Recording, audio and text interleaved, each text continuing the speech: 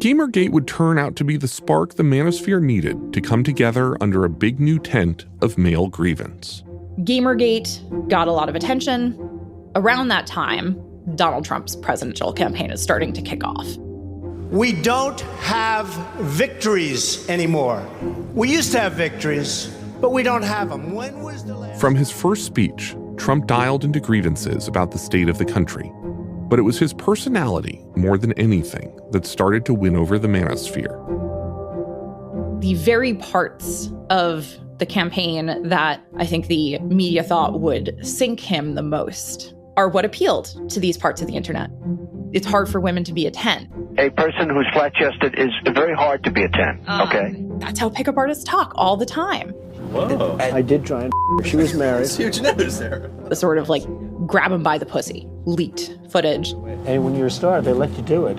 You can do anything. Whatever you want. Grab them by the They're like, oh, we've been saying that all along. That's what women want. Women want men with power. If you're famous, you could just grab them. They really saw Donald Trump as their candidate. But it wasn't just the misogynist portion of the Manosphere that identified with Trump. There's a lot of racist rhetoric in Donald Trump's presidential campaign. When Mexico sends its people, they're not sending their best. They're bringing drugs, they're bringing crime, they're rapists. One of the really major threads during the 2016 election was talking about needing to protect and defend Western civilization. This election is an election about survival. And not just the survival of the United States, but the survival of Western civilization. Western civilization was a bit of a dog whistle for whiteness. The thinking was that things like immigration and diversity, equity, and inclusion initiatives were weakening the Western world and bringing about the downfall of American culture. The idea that white men, in particular, were being pushed out. There are definitely white supremacist threads running through the Manosphere. But probably in 2015, if you had spoken to most of those people, they would not have been excited to call themselves white nationalists.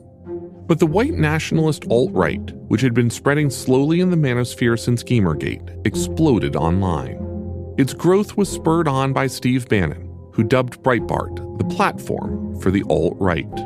Suddenly, because of Breitbart, it was cool to say that you were a supporter of white civilization. The young, hip conservatives weren't afraid to say things like, America should be for the white people. America was a white country. It is our creation, and it belongs to us. That was a message that resonated in the Manosphere.